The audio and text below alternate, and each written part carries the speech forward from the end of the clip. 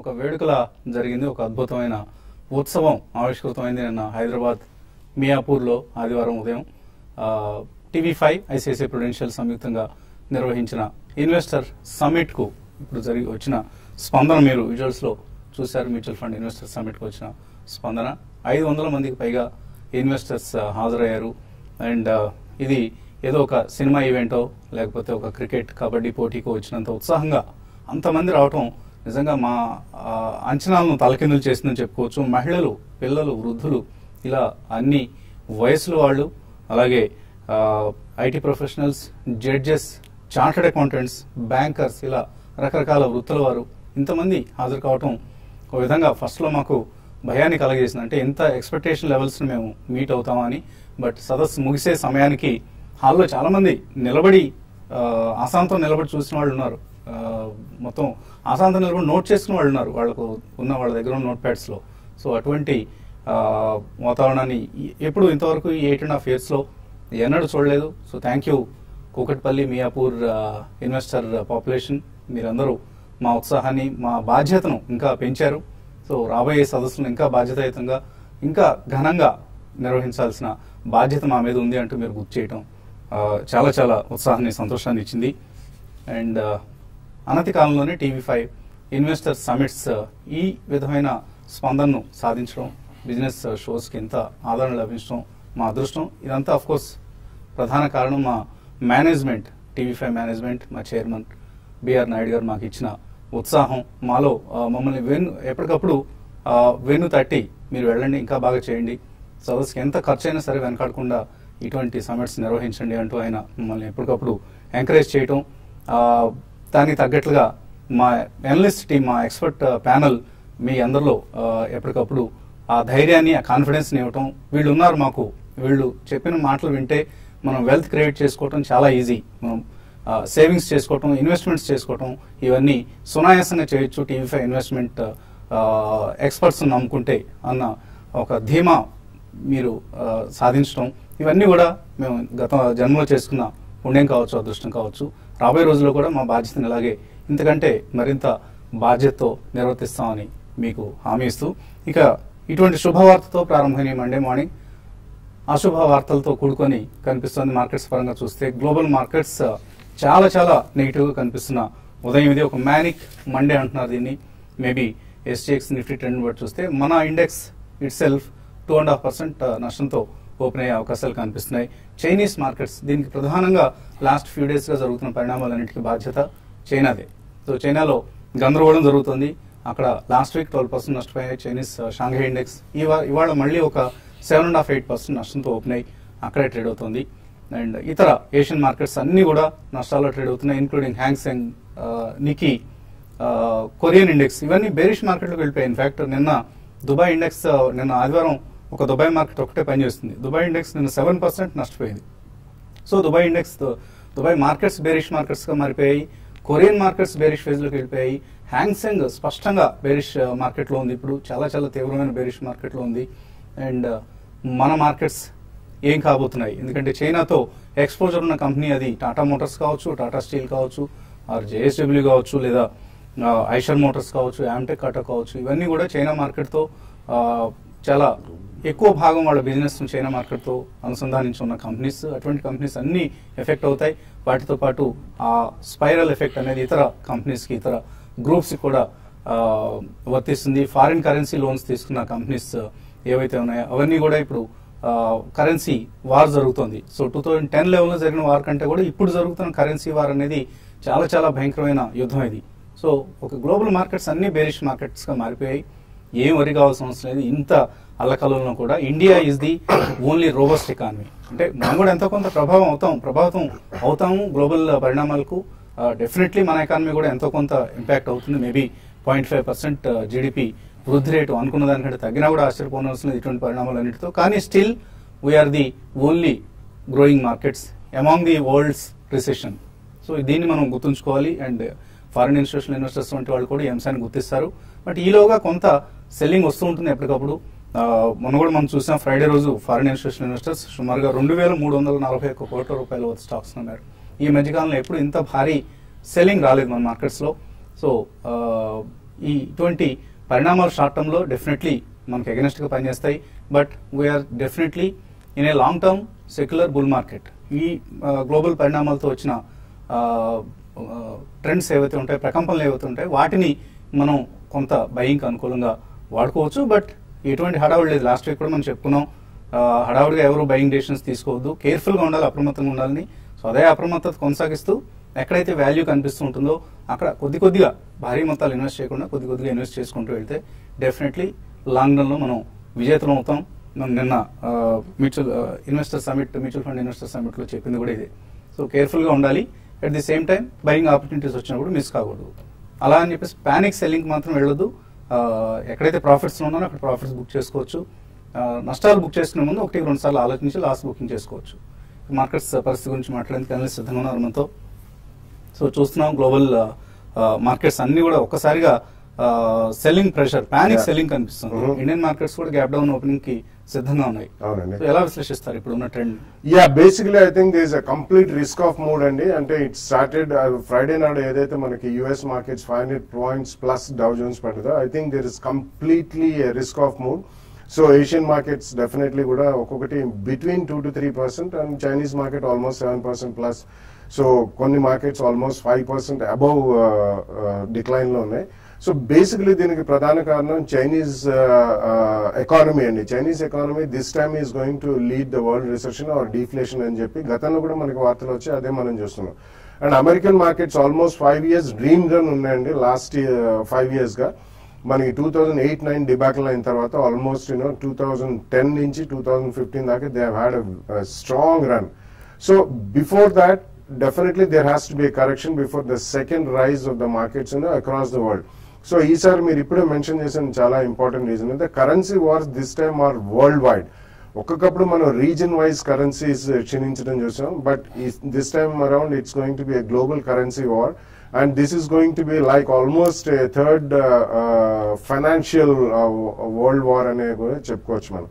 And then some of the nations have lost probably 20 to 25% currency devaluation in just about 1 week. Last week చూసుకుంటే కూడా. So ఇవన్నీ మనం తీసుకుంటే in totality definitely దీని ప్రభావం across the globe all markets ఉంటుందండి. People don't want to be in riskier class of assets. Either it could be commodities, currency or stocks. మూడు కూడా riskier class of assets. This is definitely going to have even repercussions real estate మీద కూడా ఉంటుందండి. ఎందుకంటే when financial wealth is destroyed, so disposable income అనేది additional గా మనకి వేరే అసెట్స్ లో పెట్టుకునే డబ్బు కూడా అంతగా ఉండదు. So definitely this is risk off zone in the entire world. So stay away మనం లాస్ట్ వీక్ చాలా క్లియర్ గా చెప్పాం. Next 5 to 10 days or 10-15 days దాకా కూడా it's better to be cautious, don't jump in to the markets అని చెప్పి. So we still maintain the same view అండి. So September అయిన తర్వాత కూడా మనకి ఎక్కడైతే కొద్దిగా స్టెబిలిటీ అనేది అట్లీస్ట్ ప్రపంచ మార్కెట్స్ లో కనిపిస్తుందో, Indian markets though they look attractive and they look very good because of economies performance. I think there is time to be extremely cautious అండి. So just stay away, enjoy the falling sword, do not try to catch it. Next 10-15 days అయిన తర్వాత ఎక్కడైతే మనకు ఒక కొలిక్ వస్తాయో markets, ఈ లోపల by chance మన వాళ్ళు ఏమైనా ఇంట్రెస్ట్ రేట్ కట్ కానివ్వండి, పార్లమెంట్ రిజంప్షన్ కానివ్వండి, ఇటువంటి ఏదైనా వార్తలు వస్తే జస్ట్ సెంటిమెంట్ పరంగా కొద్దిగా ఫాల్ అరెస్ట్ అవుతుంది. అక్కడ స్టెబిలిటీ వచ్చిన తర్వాత I think one should definitely invest అండి. But have at least 2-3 year view and never buy stocks in 1 price point అని పదే చెప్తూనే ఉంటాను. 2 or worst case scenario 3 price points లో కొనాలి. So just wait it out for the next 10-15 days and then we can take a fresh decision. So technically ఎటువంటి సలహా ఇస్తారు traders కి? ఐ థింక్ మనం ఫ్రైడే రోజు ట్రేడింగ్ ప్యాటర్న్ చూస్తే కనుక ఆల్మోస్ట్ ఒక 70 points గ్యాప్ డౌన్ రావడం జరిగింది నిఫ్టీలో. సో అదేవిధంగా ఫ్రైడే క్లోజింగ్ బేసిస్ చూస్తే కనుక ప్రీవియస్ స్వింగ్ లో ఏదైతే ఉందో 8315 దాని కింద క్లోజ్ అవటం చూసాం. సో మనకి లాస్ట్ 2-3 weeks గా అనుకున్నట్టు హైయర్ టాప్స్ హైయర్ బాటమ్స్ రెజిమీ అనేది ఇప్పుడు క్లోజ్ అయిపోయింది. So probably now I think will go for lower tops and lower bottoms గా చెప్పుకోవచ్చు. సో మనకి ఫ్రైడే గ్యాప్ క్రియేషన్ ఏదైతే ఉందో 8359 అండ్ 8303. సో అదొక గట్టి రెసిస్టెన్స్ గా మనం పరిగణించవచ్చు. ఈ రోజు ట్రేడింగ్ డెఫినెట్ గా డౌన్వర్డ్ గ్యాపే మనకు కనిపిస్తుంది ఎస్జీఎక్స్ నిఫ్టీ ప్రకారం. సో 8195 అనేది 2 months లో. సో దాని కింద క్లోజ్ అయిందంటే ప్రాబ్లీ మనం ప్రీవియస్ లో ఏదైతే ఉందో 4 month లో 7940 టెస్ట్ చేసే అవకాశం ఉంది. ఏదైనప్పటికీ ఐ థింక్ మనం మార్కెట్ కరెక్షన్స్ లో ఇట్స్ బయింగ్ ఆపర్చునిటీగా చెప్పుకోవచ్చు. మనకి మంత్లీ చార్ట్స్ లో 7827 అనేది 20-day మూవింగ్ యావరేజ్. సో అదొక గట్టి సపోర్ట్ గా మనం పరిగణించవచ్చు. సో మార్కెట్ పడినా కూడా I think we should buy on dips గా చెప్పుకోవచ్చు ఈ స్టేజ్ లో. But I think strictly traders మాత్రం ఐ థింక్ లాంగ్స్ అవాయిడ్ చేయాలి. Maybe investors 3 to 6 months view ఉన్న వాళ్ళే మార్కెట్ లో ఎంటర్ అవ్వాలి. అదేవిధంగా మార్కెట్స్ పుల్ బ్యాక్ వచ్చి మేబీ 83.50 83.60 వస్తే కనుక అక్కడ షార్ట్ పొజిషన్స్ క్రియేట్ చేయొచ్చు 84.20 స్టాప్ లాస్ పెట్టుకుని. బ్యాంక్ నిఫ్టీ చూస్తే కనుక మొన్నటి క్లోజింగ్ ప్రకారం ఐ థింక్ ఇది కూడా higher tops higher bottoms regime break చేయడం చూసాం. సో 18,174 కింద క్లోజ్ అయింది కాబట్టి ప్రాబ్లీ ఒక డౌన్ ట్రెండ్ అనేది ఎస్టాబ్లిష్ అయ్యే ఛాన్స్ ఉంది. సో 2 months లో ఏదైతే ఉందో 17,821 దాని కింద క్లోజ్ అవుట్ అయ్యే మటుకు ప్రాబ్లీ ఇంకో 600-700 పాయింట్స్ కిందకి వెళ్లే అవకాశం ఉంది. 17,174 ప్రీవియస్ స్వింగ్ లో ప్రాబ్లీ అక్కడ దాకా టెస్ట్ చేసే అవకాశం ఉంది. ఐ థింక్ ఈ స్టేజ్ లో మనం we have to be very stock specific sector specific కాకుండా మొన్న ఫ్రైడే రోజు మనం చూసాం ప్రాబ్లీ కొన్ని స్టాక్స్ ఏవైతే ఉన్నాయో మార్కెట్ కరెక్ట్ అవుతున్నప్పటికీ ఫ్రెష్ లైఫ్ టైమ్ హైస్ మనం రావడం చూసాం. So stocks like C8, Amararaja battery, Divi's lab and Glenmark ఈ 4 స్టాక్స్ మనం ఫ్రెష్ లైఫ్ టైమ్ హై రావడం చూసాం. ప్రాబ్లీ ఇలాంటి స్టాక్స్ మార్కెట్ కరెక్షన్ అయినప్పుడు we should attempt to buy. Maybe next time market recover అయితే షార్ప్ పుల్ బ్యాక్స్ వచ్చే అవకాశం ఉంది. అదేవిధంగా కొన్ని స్టాక్స్ ఏవైతే కేర్ఫుల్ గా ఉండాల్సిన సమయం. కాలర్స్ లైన్ ఉన్నారు. మోహన్ హైదరాబాద్ నుంచి first caller. Hello hello sir, good morning sir. Morning అండి. నేను Tata Steel and Jain Irrigation Systems ఒక 3 to 5 years హోల్డ్ చేయగలను sir. Is it the right time to enter? 3 to 4 years కోసం ఈ 2 స్టాక్స్ అనువైన Tata Steel, Jain Irrigation. But do not enter right away because the markets are extremely choppy. Tata Steel definitely commodity based stock kabatti tappakunda adi chaala time pattundi. So there can be some more downside. So next 1 or 2 weeks kodiga wait chesi chudandi. Overall ga asalu globally commodities patanam ayipothunnayi.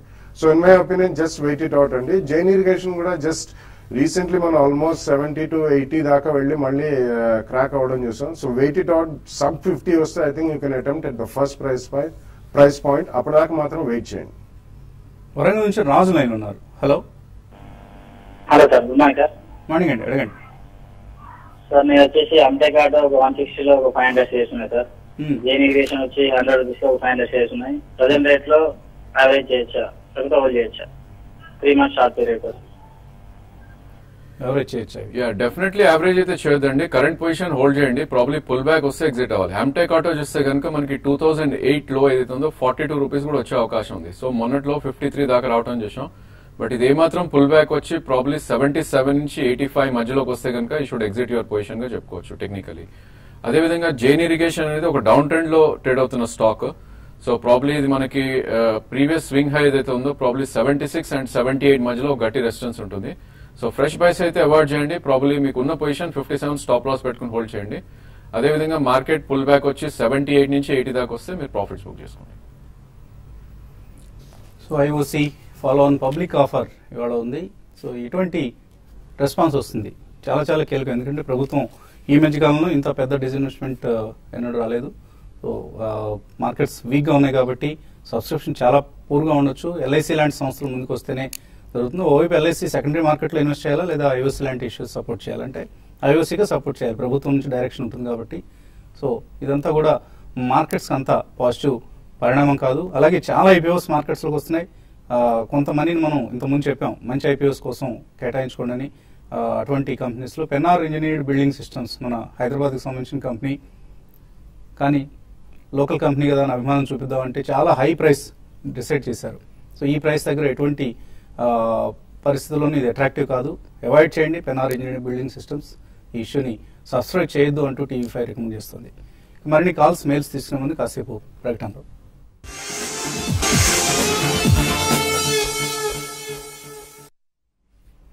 Celkon mobile సమర్పిస్తున్న business breakfast షోకి స్వాగతం. World markets లో ఒక bearish trend నెలకొంది. Shanghai index, China ఎవరైతే ఈ global repercussions అన్నింటికీ కారణం ప్రధాన కారణంగా చెప్పుకుంటున్నాము. చైనీస్ మార్కెట్ 8% నష్టాల్లో ట్రేడ్ అవుతుంది. మన మార్కెట్స్ కూడా ఒక గ్యాప్ డౌన్ ఓపెనింగ్ కు సిద్ధమవుతున్నాయి. Last September to June 2014 September to June 2015 ఈ మధ్య కాలంలో అంటే ఆల్మోస్ట్ 8-9 months లో చైనీస్ మార్కెట్స్ 130% షాంఘై ఇండెక్స్ పెరగడం చూసాం. సో అక్కడ నుంచి ఇక బిగిన్ అయిన కరెక్షన్ ఇప్పుడు ఆల్మోస్ట్ ఆ మార్కెట్ హై లెవెల్ నుంచి 60% కోల్పోయింది. సో అటువంటి బేరిష్ ఫేజ్ మన మార్కెట్స్ లో చూస్తున్నాం. తర్వాత కాలర్ లైన్ ఉన్నారు. వెస్ట్ గోదావరి నుంచి Ravindra. Hello sir good morning sir. నిన్నటి సార్ ఇన్వెస్టర్స్ సమ్మిట్ నేను ఎట్లా చూడండి సార్, టీవీలో చేస్తారా లేకపోతే యూట్యూబ్ లో ఉంచారా చెప్పండి సార్. తర్వాత ఇంకోటి SBI 267, GSE హౌసింగ్ 250 ఉన్నాయి సార్. ఇది తగ్గినప్పుడు యావరేజ్ చేయమంటారా లేకపోతే అట్లా వెయిట్ చేయమంటారా చెప్పండి సార్. ఇన్వెస్టర్ సమిట్స్ అయితే మీకు సాటర్డే రోజు మనం టెలికాస్ట్ చేస్తున్నాం. రికార్డెడ్ వెర్షన్స్ ని సాటర్డే ఈవినింగ్ 7:30కి రికార్డ్ చేసి మనం టెలికాస్ట్ చేస్తున్నాం. ఇన్ఫాక్ట్ గత శనివారం జరగాల్సిన కార్యక్రమాన్ని ఆదివారం ప్రసారం చేశాం, ఎందుకంటే చిరంజీవి బర్త్డే సందర్భంగా ఆయన మీద ఒక ప్రత్యేక కార్యక్రమం చేశాం కాబట్టి. సో ప్రతి శనివారం సాయంత్రం 7:30కు ఇన్వెస్టర్ సమిట్స్ అన్ని కూడా రికార్డెడ్ వెర్షన్స్ ని టెలికాస్ట్ చేస్తున్నాం. దయచేసి వీక్షించండి. SBI and GSE housing average చేసుకోవచ్చు. ఐ థింక్ యావరేజ్ అయితే వద్దండి. ప్రాబ్లీ మార్కెట్ ఇంకొంచెం క్రాక్ అయ్యి 7 month లో ఏదైతే ఉందో 234 వస్తే అక్కడ అటెంప్ట్ చేయండి. అంటే ఇక్కడ నుంచి ఆల్మోస్ట్ 30-35 రూపీస్ కింద అటెంప్ట్ చేయండి. బట్ మీరు డెఫినెట్లీ షార్ట్ టర్మ్ వ్యూ ఉండకూడదు. మీకు maybe 6 months to 1 year view ఉంటేనే యావరేజ్ చేయాలి. అదేవిధంగా పుల్ బ్యాక్ వచ్చి మేబీ 285-290 అనేది మనకి 200-day మూవింగ్ యావరేజ్, ఆ లెవెల్లో మీరు ఎగ్జిట్ అయిపోవాలి. GSE హౌసింగ్ మనకి ఆల్మోస్ట్ మల్టీ మంత్ లో కిందకి రావడం చూస్తున్నాం. ఆల్మోస్ట్ 194 ఏదైతే ఉందో మేజర్ సపోర్ట్ బ్రేక్ అయింది. సో ఈ స్టాక్ మనకి 178-180 దాకా డౌన్ సైడ్ వచ్చే ఛాన్స్ ఉంది. సో ప్రాబ్లీ ఇది కంప్లీట్లీ అవాయిడ్ చేయండి. మేబీ పుల్ బ్యాక్ వచ్చిందంటే అరౌండ్ 200-210 మధ్యలో దీని నుంచి మీరు LICకి షిఫ్ట్ అవుతే మేబీ రిటర్న్ ఆన్ క్యాపిటల్ ఎక్కువ వచ్చే అవకాశం ఉంది. నగేష్ మెయిల్ పంపించారు. ఆర్య అని సంబోధిస్తున్నారు. అయ్యా మేము ఆర్యులం కాదు, ద్రావిడం, దక్షిణాచులం అందరం, అంటే దక్షిణాదివారం అందరం కూడా ద్రావిడ కిందగా మనం భావించుకుంటూ ఉంటాం. బహుశా మీరు కూడా ద్రావిడ అయి ఉండొచ్చు. ఎందుకు ఆర్య అని సంబోధిస్తున్నారు? ఆయన 100 BHL షేర్లు కొన్నారంట, 384 దగ్గర కొన్నారంట, పెరగట్లేదు. అమ్మేసి దేనికైనా షిఫ్ట్ కావచ్చు. డెఫినెట్లీ వద్దండి. ఈ స్టేజ్ లో I think you should hold on. 222 అనేది మనకు ఒక మేజర్ సపోర్ట్ జోన్ లాగా ఉంది. సో 248 కరెంట్ మార్కెట్ ప్రైస్ ఉంది. డెఫినెట్లీ హోల్డ్ చేయండి ఇక్కడైతే. అదేవిధంగా పుల్ బ్యాక్ వచ్చి 270-275 వస్తే కనుక అక్కడ మీరు ఎగ్జిట్ అయ్యి ప్రాబ్లీ పర్ఫార్మింగ్ సెక్టర్స్ ఏవైతే ఉన్నాయో హౌసింగ్ ఫైనాన్స్ కానీ లేదంటే మిడ్ క్యాప్ ఐటీ కానీ షిఫ్ట్ అవ్వండి. మోహన్ రావు అడుగుతున్నారు, LIC housing finance, Ashok Leyland, Cipla long term కోసం కొనుక్కోవచ్చా? లాంగ్ టర్మ్ కోసం 3 కౌంటర్స్ ఆర్ వెరీ గుడ్ అండి. So next 1 week 10 days just wait out చేయండి. ఎందుకంటే ఓవరాల్ గా there's absolutely sell off mood ఉంది కాబట్టి, అందుకని వెయిట్ చేసిన తర్వాత ఫస్ట్ ప్రైస్ పాయింట్ లో కొనండి. Overall market can correct by another 5-10%. So అక్కడ సెకండ్ ప్రైస్ పాయింట్ లో కొంటే బాగుంటుంది. బట్ 3 కౌంటర్స్ కూడా మంచివే. 3 ప్రైస్ పాయింట్స్ లో కొనండి. శ్రీకాంత్ అడుగుతున్నారు, శైలి ఇంజనీరింగ్ ప్లాస్టిక్స్, ఏషియన్ హౌసింగ్, ఈ 2 కౌంటర్స్ లో ఎంటర్ కావచ్చు ఇక్కడ. ఆసియానా హౌసింగ్ అనుకుంటా అండి. So Ashiana housing is a good company, but recently అది బాగా క్రాక్ అయిందండి. ఆల్మోస్ట్ అబౌట్ 25-30% లాస్ మనం చూస్తాం. So just wait it out next 1 week 10 days లో. Probably around 150 sub or maybe around 125-140 range లో ఫస్ట్ ప్రైస్ పాయింట్ లో కొనొచ్చు. బట్ శైలి ఐ ఆమ్ నాట్ ట్రాకింగ్. అలాగే వెంకట్ అడుగుతున్నారు, JSE housing finance long term కోసం తీసుకోవచ్చా? 196 కంటే తగ్గింది కాబట్టి తీసుకోవచ్చా అన్నట్లు అడుగుతున్నారు. అలాగే అతుల్ ఆటో 640 కొన్నారట, యావరేజ్ చేసుకోవచ్చా? GSE housing finance long term కోసం మంచిదైనా ఒక వారం 10 రోజులు ఆగండి. ఎందుకంటే ఉన్న హౌసింగ్ ఫైనాన్స్ కంపెనీస్ లో ఇది ఒకటే మేజర్ గా పార్టిసిపేట్ చేయలేదు లాస్ట్ ఫ్యూ వీక్స్ లో కూడా. కాబట్టి జస్ట్ వెయిట్ ఇట్ అవుట్ అండి. అంతగా ఇంట్రెస్ట్ లేదు అందులో. It's a good company, definitely it's a good company. So wait out చేసి 1 week 10 days తర్వాత you can take it to first price point. Gopikrishna అడుగుతున్నారు, కావేరీ సీడ్స్ 620లో, అమర్రాజా బ్యాటరీస్ 750లో, ఫోర్స్ మోటార్స్ 1650లో కొన్నారు, ప్రాఫిట్ బుక్ చేసుకోవచ్చు. ఐ థింక్ కావేరీ సీడ్స్ తప్ప మిగతా 2 కూడా అప్ ట్రెండింగ్ లో ఉన్న స్టాక్స్ అండి. ప్రాఫిట్ అయితే అవసరం లేదు unless you require money. So Kaveri seeds కూడా ఐ థింక్ పుల్ బ్యాక్ వచ్చి మేబీ 615-620 ఆ రేంజ్ లోకి వస్తుంది, డెఫినెట్లీ ఎగ్జిట్ అవ్వండి. వెంకటరమణ అడుగుతున్నారు, 8200 పుట్ తీస్తున్నారు, నిఫ్టీ అనుకుంటాను, ఎక్కడ ఎగ్జిట్ కావచ్చు? ఐ థింక్ 8359 కింద ఉన్నంత కాలం నిఫ్టీ కొద్దిగా బేరిష్ ట్రెండ్ లో ఉండేటట్టే ఉంది. ప్రాబ్లీ ఐ థింక్ మీ స్టాప్ లాస్ అనేది 8200 పెట్టుకోండి క్యాష్ మార్కెట్ లో. అండ్ 7940 ఏదైతే ఉందో ప్రీవియస్ స్వింగ్ లో అక్కడికి వస్తే మీ పుట్ ఆప్షన్ ఎగ్జిట్ అయిపోండి. టీ శ్రేణి అడుగుతున్నారు, గతి, డెల్టా కార్ప్, ఈ 2 లాంగ్ టర్మ్ కోసం తీసుకొచ్చారు. I think you can avoid both అండి. ఎందుకంటే they have to declare results on a sustainable basis. So definitely I think you should avoid for some more time to come. Sriram Nallamothu, ఆయన oil కొంటారట, బహుశా crude అనుకుంటాను, కొనుక్కోవచ్చా ఇక్కడ 2 years కోసం? Crude oil అనేది following sport గా చెప్పుకోవచ్చు అండి. మనకి ఆల్ బాటమ్స్ అనేది బ్రీచ్ అయిపోతున్నాయి. సో బాటమ్ అనేది ఎక్కడ ఫామ్ అవుతుందో ఇంకా తెలియలేదు దానిలో. సో ఇంకా వెయిట్ చేయండి. ప్రాబ్లీ ఎప్పుడైతే బాటమ్ ఫామ్ అయి పుల్ బ్యాక్ వస్తుందో అక్కడ స్టాప్ లాస్ తోటి అటెంప్ట్ చేయొచ్చు. ఐఓసి ఎఫ్పిఓలో ఇక్కడ అప్లై చేయొచ్చా? సంతోష్ రావు అడుగుతున్నారు. I think it's going to B fairly liquid అండి. ఈవెన్ ఆఫ్టర్ లిస్టింగ్ కూడా దొరుకుతుంది. ఎందుకంటే మనకి ఈ మధ్య చూస్తున్నాం ఆయిల్ పతనం అయిపోతుంది. ఈవెన్ ఆయిల్ మార్కెటింగ్ కంపెనీస్ కూడా ఒక స్టేజ్ అయిన తర్వాత అంత ఆశాజనకంగా ఉండదు. So you can wait it out till it gets listed. So చాలా మంది నిన్నటి ఇన్వెస్టర్ సమ్మిట్ ను రీటెలికాస్ట్ చేయండి అని అడుగుతున్నారు. ఇందాక చెప్పిన సమాధానం వర్తిస్తుంది. అలాగే ఐపీఓస్ గురించి ఎక్కువ మంది అడుగుతున్నారు. ఐపీఓస్ ఇప్పుడున్న మార్కెట్లో అట్రాక్టివ్ ఐపీఓస్ ఇంకా లేవు. మేబీ రాబోయే రోజుల్లో చాలా ఇష్యూస్ వస్తున్నాయి. డెఫినెట్ గా మంచి అవకాశాలు వస్తాయి, ఇన్వెస్ట్ చేయొచ్చు. బట్ ఇప్పుడు మార్కెట్లో ఆల్మోస్ట్ ప్రవేశించిన ఇష్యూస్ పుష్కర్ కెమికల్స్ కావచ్చు, పెన్నార్ ఇంజనీర్డ్ కావచ్చు, నౌకర్ కార్పొరేషన్ కావచ్చు, మూడు కూడా అట్రాక్టివ్ గా లేవు. రిస్క్ తీసుకోదలిచిన ఇన్వెస్టర్ కొద్దిగా నౌకార్లో ఇన్వెస్ట్ చేయొచ్చు. బట్ రెండు issues, other issues Pennar engineered అలాగే Shri Pushkar chemicals and fertilizers రెండు కూడా అవాయిడ్ చేయండి. ఇది వాటి సర్కార్ మొబైల్స్ బిజినెస్ బ్రేక్ఫాస్ట్. మధ్యాహ్నం స్మార్ట్ ఇన్వెస్ట్లో మళ్ళీ కలుద్దాం.